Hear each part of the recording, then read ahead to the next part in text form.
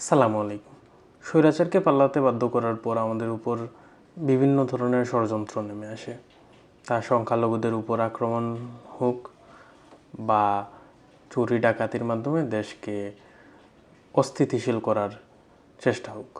আমরা ছাত্র জনতা সবাই মিলে সব অপচেষ্টাকেই রুখে দিয়েছি। এখন তাদের শেষ অপচেষ্টাই হইতেছে বন্যা দিয়ে আমাদের অস্থিতিশীল করতে চেষ্টা করা। ইনশাল্লাহ এবারও আমরা তাদের এই অপচেষ্টাকেও রুখে দিব। যদিও আমাদের প্রচুর ক্ষয়ক্ষতি হইতেছে। গ্রীষ্মের সময় তারা খরা দিয়ে আমাদের ক্ষয়ক্ষতি করে, আর বর্ষার সময় তারা জল দিয়ে আমাদের ক্ষয়ক্ষতি করে। এইসব ক্ষয়ক্ষতির কখনো হয়তো বদলা নেওয়া হবে।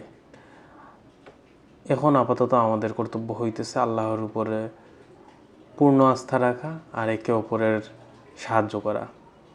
আল্লাহ তাআলা পবিত্র কোরআনে বলেন, যারা আল্লাহর উপরে পূর্ণ আস্থা রাখে তাদের জন্য আল্লাহই যথেষ্ট।